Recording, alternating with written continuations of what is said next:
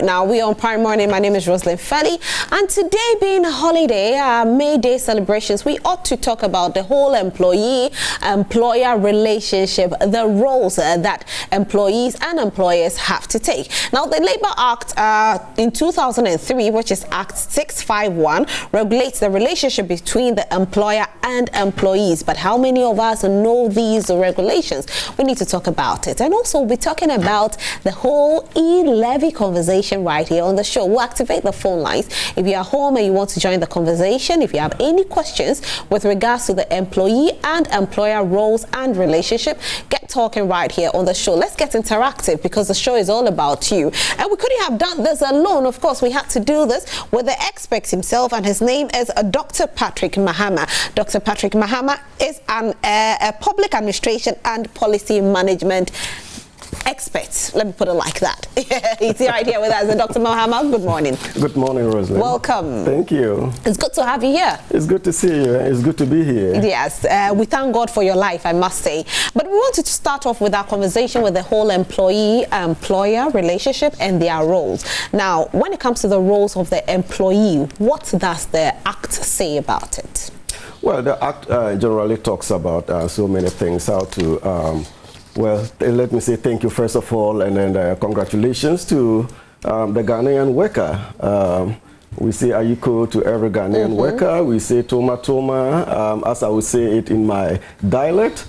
And so it is important for us to go into this and to understand what is expected of the Ghanaian worker, and of course what the Ghanaian employer also has to do.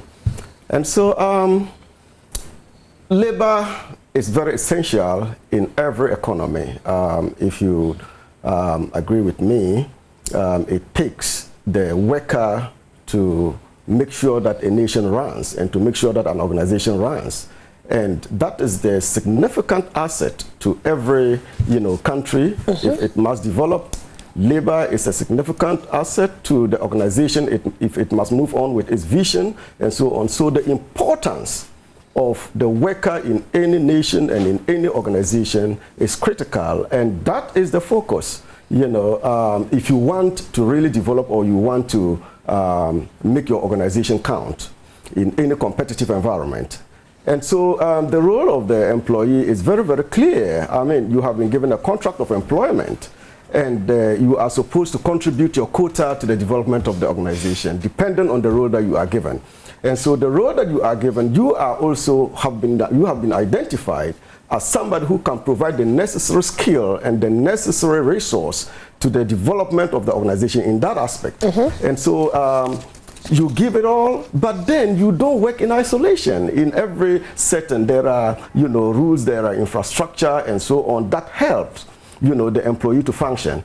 And so working in the right environment is very key. And above all of these, the kind of environment that the employee is supposed to work to contribute to bring out the maximum potential is always important when you are looking at employee-employer relations. And so the employer sets the rules, the employer has a vision, the employer sets how to pay the employee and so on. All of that count. But then human beings are human beings, and for the employee to give your best, working with the contract of employment or doing your responsibilities and your duties and all of that, you also have right. You need the environment to work with. You need the motivation to work with.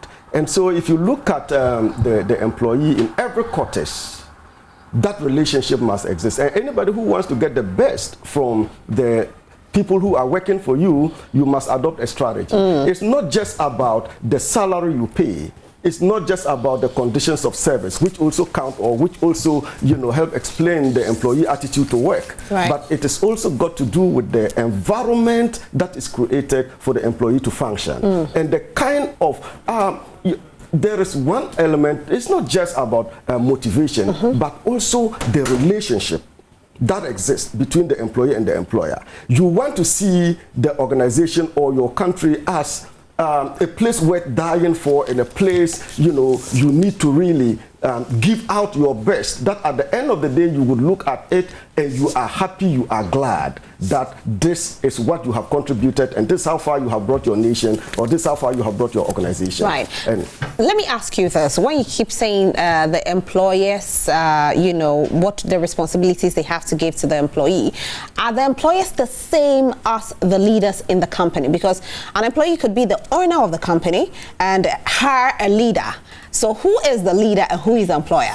Well, if you are the owner of the organization and then you have a leader, you have to give the leader space to function. And so at that point, you don't employ people that you think are the right people and hand them over to a leader that you have put in place to work with automatically whether he likes or not. Every leader comes with a vision and you have to give the leader space. And so normally it is not too big an issue of who is the leader and who is the owner.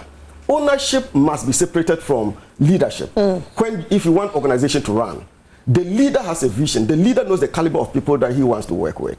And so if you are the owner and you want to be part of the employment, you know, process, then you have to work with the leader. If you own it and you want to employ for the leader, you may not get the right caliber of people that the leader wants to work with. And so it is important that you work together. You may be providing some advisory roles and allow the leader to function. Now, so making life comfortable and making the people have a very conducive environment, whose responsibility is it? It is the employer. It's the employer, not the leader.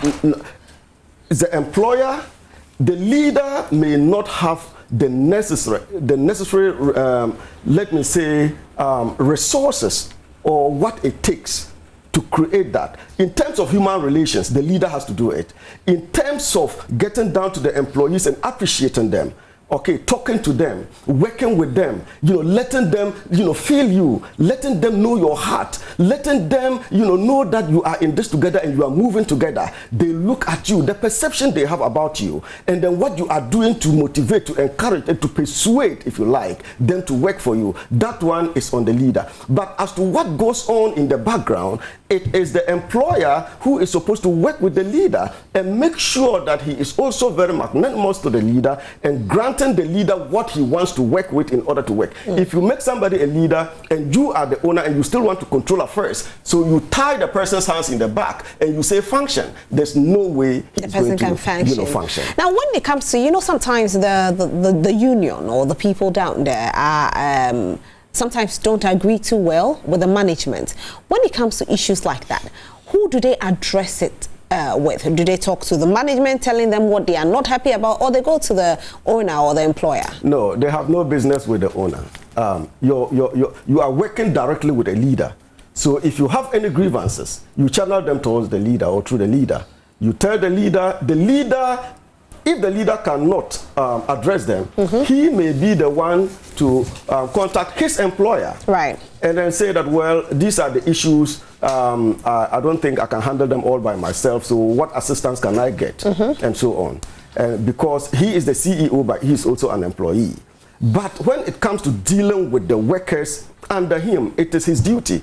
And he might even consult the employer without even letting the workers know. And so the workers' face is the leader at that point. So they ought to work with the leader, and they have no business going to the employer. If they go to the employer, it would mean they are going behind, you know, the leader. And that would tell of some kind of you know, atmosphere that exists in that organization. But whenever there's a misunderstanding with the leaders and the employers, sometimes it's very difficult to solve, and you end up seeing most unions or most individuals who belong to unions losing their job because they are airing their grievances. Why is this so? Yes, and that is what I alluded to earlier.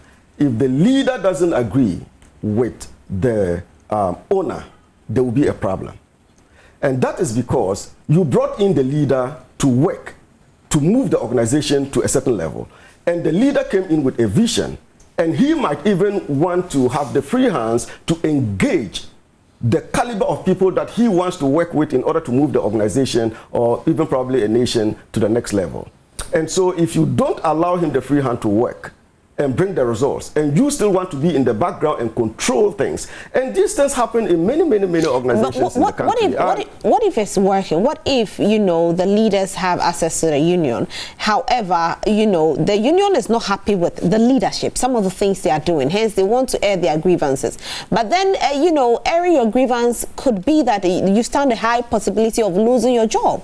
There are always procedures, you know, for grievances to be channeled in every organization. And so the owner sitting at the back may also see what is going on. And some who have direct access to the owner may inform but not do it through formal ways. And so the owner may not be oblivious of what is happening in the organization, but you cannot come in directly. You still have to work with your leader. If you want to address it, you address it through your leader, or if you want to address it yourself, then you have to get rid of your leader and come in and address it. But there shouldn't be the situation where employees would be dealing with the owner when the executive, the CEO, or the leader of the organization is right there. It's right there. When it blows up, definitely the owner would know. If the owner is not interested in intervening and it blows up, the owner would get to know. But if you want the organization to function, there are structures. And everybody who has grievances or who is dissatisfied with something or the other, you have your immediate supervisor. You know, you have your head of department. You probably have your dean, for where I stand. And then it goes like that up to the top. Right. You don't just get up and then run out of the organization and go talking to the owner organization. In the first place, you are not working directly under the owner, so you don't have to do that. But is there a law that abides the union if they want to, you know, air their grievance and they can air freely without being affected or being sidelined at work? That issue is not dealt with, dealt with by law. It is a human thing. If you are working in an organization, you expect a certain environment to prevail, a certain atmosphere to prevail. You expect a certain working dynamics, cooperative working dynamics to prevail. And so if that is not the case, there could be issues internally. And human beings, we are human beings. And wherever we find ourselves working together, there would be problems. Because problems in society, we in the social sciences, we understand that problems in society are created by human beings interacting with their environment. And so the ideas come from human beings, problems are created by human beings, and problems are solved by human beings. Right. And so when there are issues in an organization, there are, like I said, the channels to solving them or to presenting your grievances. And so there would be no situation where you would allow or sit down aloof and just allow issues to blow up in your face. You would like to address them, but within your capacity. If you cannot, you go to the next level, you go to the next level, as in the one addressing it. And then if you are not able, then you have to maybe seek the advice from your employer too. For instance, it's got to do with maybe private organization, and then you have limited, cash to take care of employee needs. And then the organization, the leader is supposed to make sure that funds are generated to take care of employee needs, and then you move on, to take care of other things. But if in your capacity, you are not able to do that, and you know that your employer might be able to provide some assistance, which maybe will reimburse or something else, or go into certain arrangement, nothing allows you. But when it comes to working dynamics, we are human beings, we are emotional beings, we are emotional. The joys and the grievances, everything counts. What about those that unfortunately they go on suspension, they are promised to be called so their case is dealt with, but they never hear from their employers again? Yeah, in that case you have to seek redress. You have to seek redress using the laid down procedures. It's not right to tell somebody or to victimize somebody because the person is raising legitimate issues in an organization. And some of those who are a bit critical sometimes are the core resources to the organization. And they have worked long enough, they have gathered the experience, they have the ability to work to advance the cause of the organization. And so if they have issues that they need redress, that is not the time to victimize them for voicing out what they feel is impeding their excellence in the organization. And so it is important that, when there are issues, you address them. But if you victimize people and you say, okay, you go and sit at home, we'll call you back, and you never call the person back. Now, Can the person sue? Can the person sue the company? Of course. Why not? And that is when it gets to that point, it is not good for anybody. Okay, you don't have to, as the leader of an organization, you must be very concerned about the workforce, the people who work for you. And some of the organizations, you would have, developed the human resource so much up to a certain point, or the organizational leadership, as they come and go, would have developed the human resource so much so that you need them. But if you show a pathetic attitude towards the core of your workforce, what it means is that when you frustrate them or you victimize one and others don't see a future with the organization, what you would stand to do is to lose, your core of the human resource. And it is not good for you as a leader. It's not good for the organization. So you can sue, but you don't want it to get to that point where workers will be suing an organization for redress, and then they can always refer to the law and say that, well, I have a contract. You gave me an employment contract. Okay, and then everything is specified in there. So you cannot tell somebody to sit at home and the person sits at home forever. And you are not paying the person. He's not doing anything, and he can't look for any other job too because he feels he's still working and would be caught.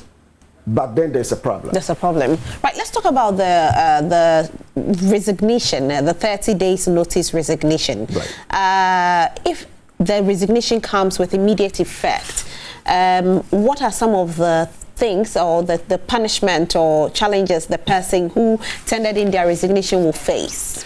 Well, they normally say you should give maybe a month or 3 months notice and so on. But it depends also on, the terms of reference with the organization.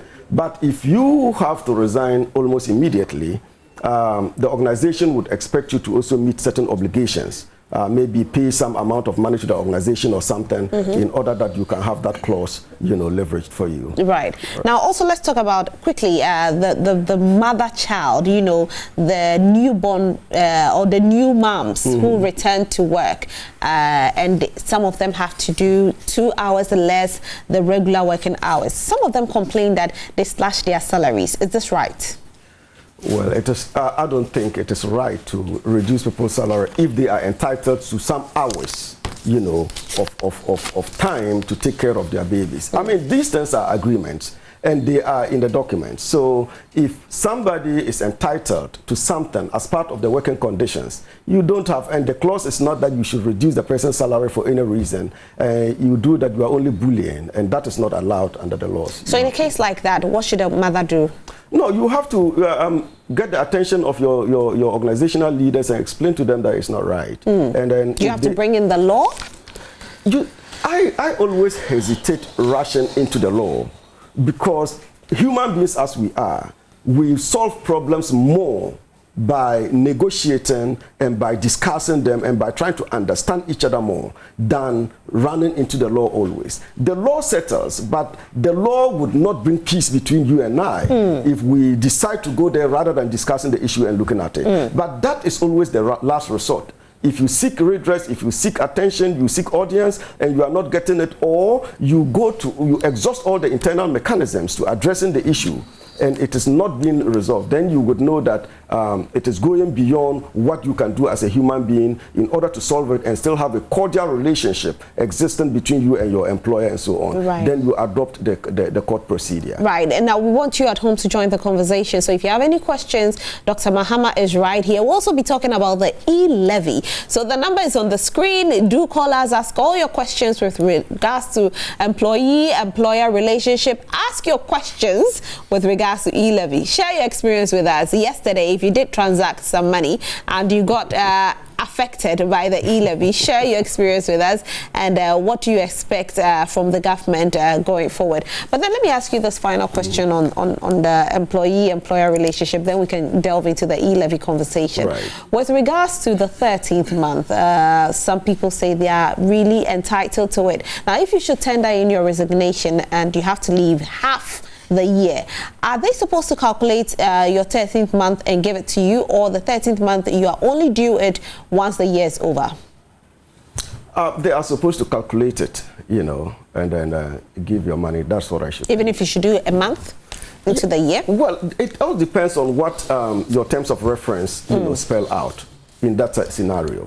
And so you take your terms of reference and then you look at it, if you must be given, before you leave, or it must be given at the end of the year, that is what is in your document. So you agree on it, and then the payment, modalities, and then you move on. Okay, I think there's a final question that just came in. It's to do with leave days and resignation. If he has 18 days leave days and he's resigning, what does he do with it? So 108 days. Sorry, it's not 18. 108 days. Yeah. And he wants to resign. How is he going to benefit from this 108? Is the company supposed to calculate it and give him the money, or he can? Please explain to me.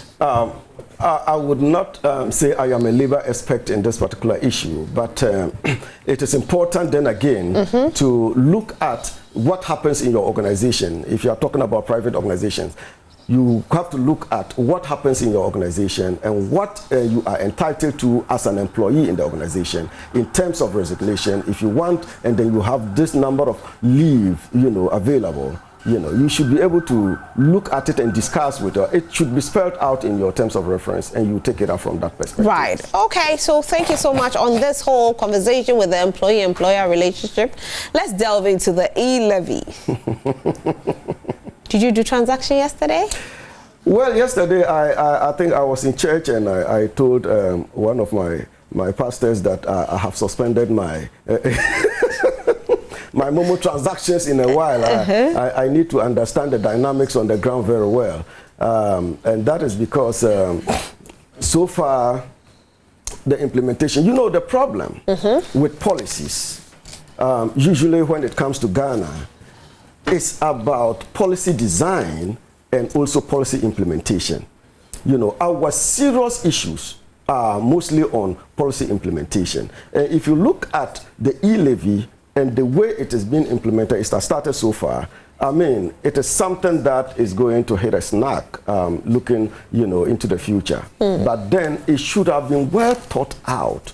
The issue is, what is the problem? Right. Okay. That the e-levy is coming to solve. What is the problem that the e-levy is coming to solve? If it is a revenue problem, do we have other alternatives? Now, if we have leakage in the system, in public, organizations, that can be about, double or more of what the e-levy can bring in a particular year. What prevents us from focusing on, blocking these leakages in the system, rather than coming up with another, tax? And the issue is, I was saying, if I am transferring money, okay, maybe I'm sending 1,000 cedis to you, and then it has to be charged. What profit have I made from it that the government needs to take a percentage? Taxes make sense to the extent that people are doing businesses and making profit. That government comes in to take part of the profit for national development. Right. I have no problem with that. But then to the extent that I'm not making any profit, I have worked. At the end of the day, the government has taxed my salary. And then I'm sending some to my old lady in the village, or my old man in the village, or somebody in the village. And the government is taking part. Then the question I ask is, have I made any profit by transferring part of my salary? Or is my relative making any profit, by receiving from me? So what is the rationale behind it? I think this question has been asked so many times on different platforms. The government still stood their ground and made sure that they passed it. Let me go on to Zoom. I have Confidence on Zoom. Hello, good morning, Confidence.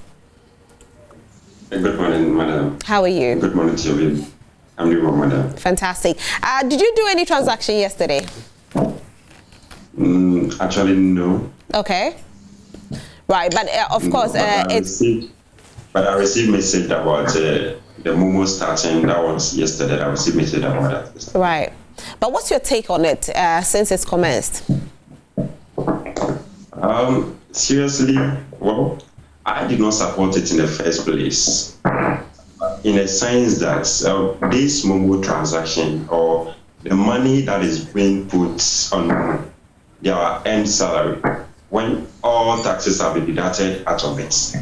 So I don't see the means of which what already have been taxed. The letter that you have in your packet needs to be taxed again. I describe it as double taxation. And Doc said something that what benefit do we get out of those taxes that have been taken? no one is escaping from paying tax. And I don't think e-levy is the only means to tax the people. And the taxes, we have two aspects of it. We have direct and indirect tax. And each and everyone as a Ghanaian do pay any of this. Others pay the two, and others to pay one. But when you look at the indirect taxes, like the traders, for instance, the money that they pay for their fares, when it comes to petrol and other things, the increment of transportation, food aspect and things, they pay indirect tax on all those things.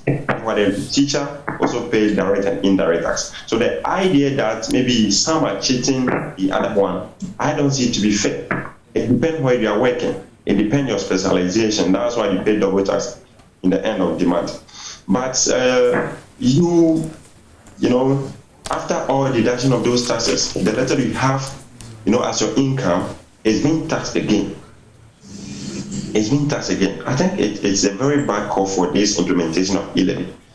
Most of us have argued against it. That I don't think it's a good call for us to do that, because and the rumors behind it is some people will be paying through that transaction, that e-levy transaction. So I do not understand. So meaning that if in the end that your Senate, every taxes will be deducted from it. When you are being paid to your mom again, you'll be deducted from it. When you want to send to your mom, you'll be deducted. So in a day, when you're going to make payment to your dad and your mom at the village, NWS says you need to put a charge on it. You need to put a charge on both. Right. And I see it to be the bad call. You need to put a charge on, and I see it to be the bad call. And one is, are we being accountable to our taxes that we have collected? That's the question. No Ghanaian eligible or is escaping of paying tax. For that one, it's a fact. We need to pay tax for national development. Right. But then again, we are asking, how are we allocating the taxes? Have they been shared fairly? How do we share about this national case? Is the tax being used for what the citizen needs, their wants? There are other things that we do about the money. We have been speaking about it, but always, when your voice is not out there, they don't listen to it. Right. There are a lot of things, corrupt attitude here, because I can't pay tax.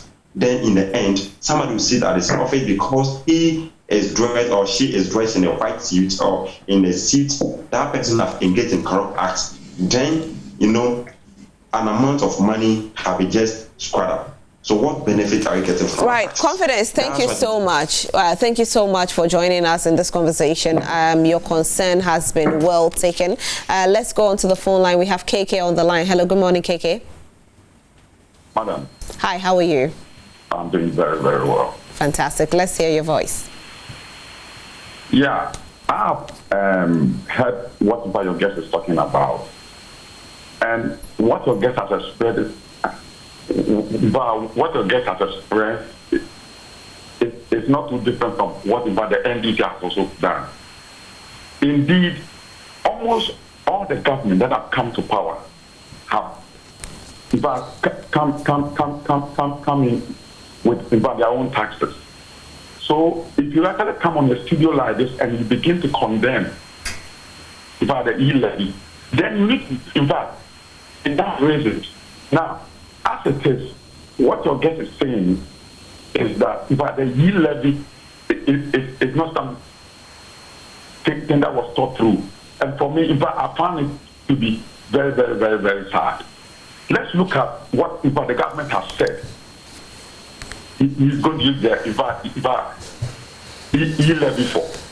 Then we begin to ask them how they are going to account for the money. But if we begin to actually attack them, and we have no justification for doing so, and I think that Hello, KK. That will be very, very bad. Right.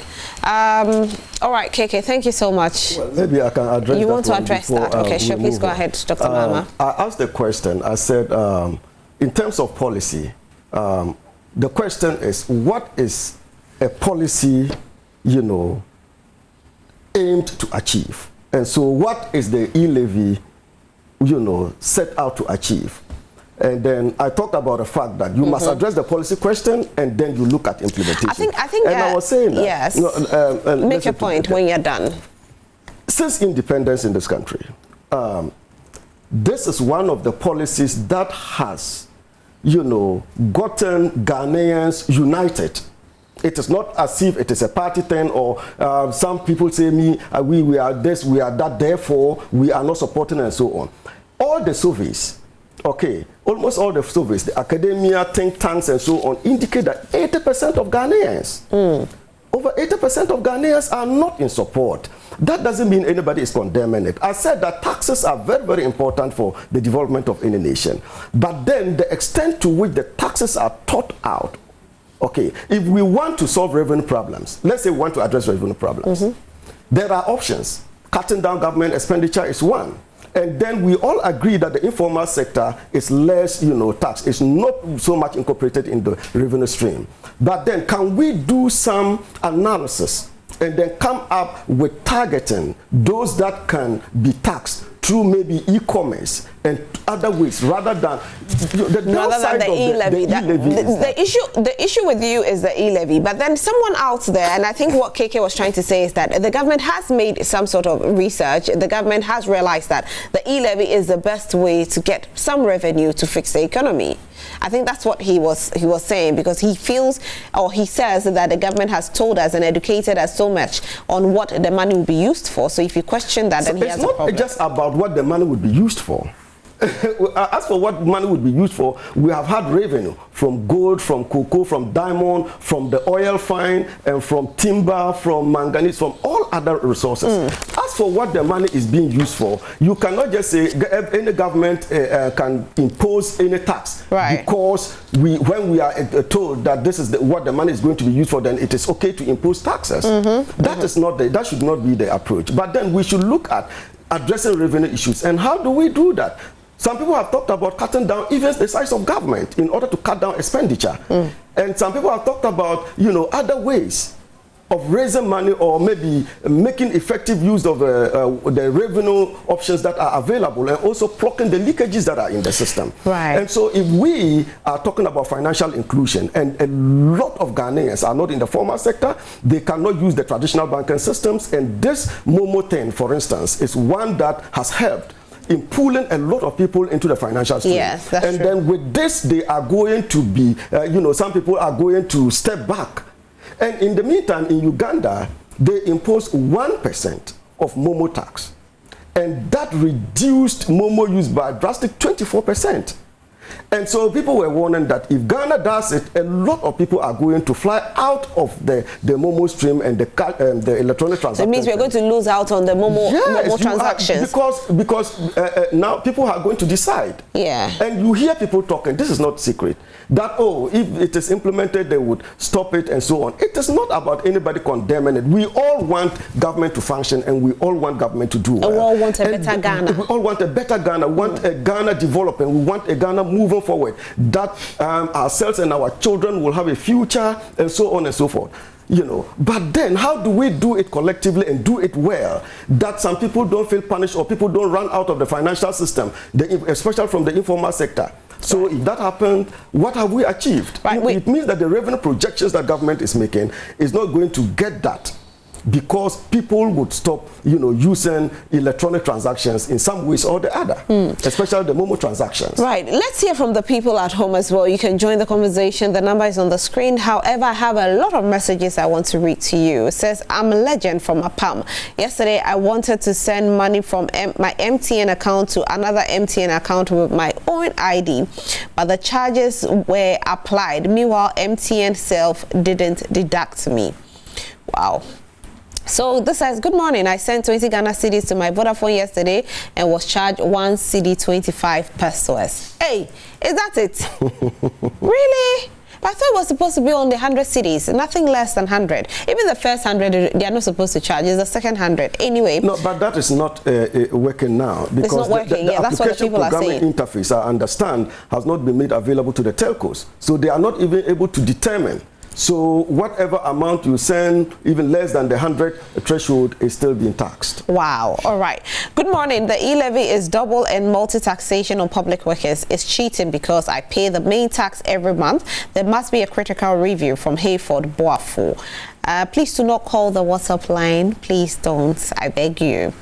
Okay, so hello, good morning. Per the above, I've withdrawn all my money from my Momo account and now I've decided to enter wrong password code to get the account blocked. I can't kill myself from Eben Akim Abuabu. Okay, so this says e-levy full stop. It's time for Eid al-Fitr, not e-levy. Okay, yes, happy Eid al-Fitr. We'll be celebrating you. This one says, I bought 30 Ghana cedis ECG credit with my Momo and was charged 38 pesos. Wow. So that's the reality on the ground. And so I was talking about policy implementation. You know, when the policy is well designed and the implementation is effective, then you get the outcomes. But if you have a good policy and the implementation is faulty, you are not going to get, you know, your expectations. So do you think that the government rushed into it? No, I did mention that we needed further, you know, if you are in this country, you would know that we needed further engagement. Okay, we needed further engagement. First of all, education, you know, has not gone down. People need to understand what it entails. And what, you know, you don't think that Ghanaians are all educated at your level, and so when you put something up in technical language, everybody will understand. What percentage are really educated and can read some of these financial, you know, things and understand them? So at the local level, what education has gone on, you know, through the NCCE and through, you know, other organizations to explain this, really cut it down. Somebody tells me, I transfer money from one packet to the other and I'm charged. How do you explain that? You know, that is not the case to the illiterate folk, excuse me, to less educated folk at the village level to understand that this e-levy is not going to apply to them in any way, whatever transaction they do electronically. So it becomes an issue. It becomes an issue, it does. Anyway, so this one says, so what if Ghanaians decide to delete Momo? What will the government do to rule the country? That's another question out there.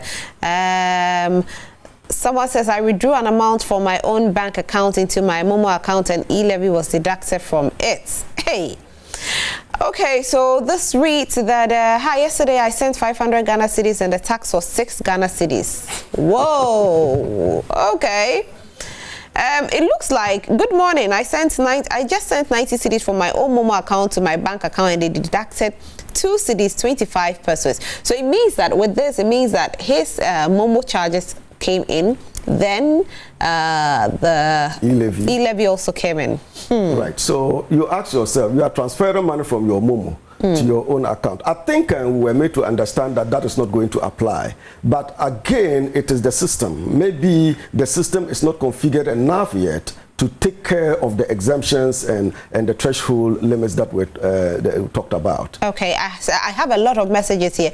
Hello, good morning. This is Comfort talking from Accra. Seriously, this e-levy thing, he's coming to worry students because some of us are not working and we are schooling and there's no one to support us, no parent, there's no support. We are hustling ourselves to support us, government to help us complete our location. Yet, we are not the same. The government is taking money from the small ones that they are getting to take care of their education. What is happening in Ghana? Some of us will end up killing. Please don't end up killing yourselves. Please don't. No, this one we don't subscribe to it. Please, as much as possible, kindly stay alive. I have too many messages coming in. I'll try to read as many. My producer says there's no time, but let me do this. Good morning. I'm Kwesi from Dansiman. This e-levy is simply a tax that does not make sense one bit. The idea of expanding the tax nets, which the president and his people keep ranting, does not even come in here. How do charges from your own bank to your own Momo amount to expanding the tax net. Okay. Hello. So when are we paying taxes through electricity? So when we are paying taxes through electricity means I will still be taxed again. Yes, please, you will if, you know, if it's not fixed, because as of now, it's not being fixed. Good morning, I'm Bayan from Obuase. What I'm worried about is the fact that e-levy with the students, how are we going to face it? Okay. It looks like the students are worried about it. I have a lot of messages, I must say. Unfortunately, I don't have enough time. I think I'll read more of my messages tomorrow, because people, the voice of the people is a little bit worrying. Right. I wish I could have probably like 2 coming in to say that, you know what, we support the e-levy, but right. Unfortunately it's not. Right. And somebody's even sending their account details, telling us that you can double check with my account details, you get to know that I was charged. Wow. Right. Anyway, we wish Ghanaians the very best. But thank you so much for being here, Dr. Mohammed. Thank you, Rosa. Super grateful. Nice to meet you today. Nice to meet you. Super grateful. And congratulations again to the Ghanaian worker. You work hard with your tears, you work with your blood, you work with your energy. And you deserve what you deserve. God bless you, and God bless you for helping Ghana come this far so far. Thank you so much. Thank you to the Ghanaian workers. Some of us had to work on a holiday so we can make you happy. And I've been speaking to Dr. Patrick Mahama, who is a public administration and policy management. Thank you for being here once again. And to you at home, thank you so much for watching. We are not done yet. We do have more for you, so do stay with us.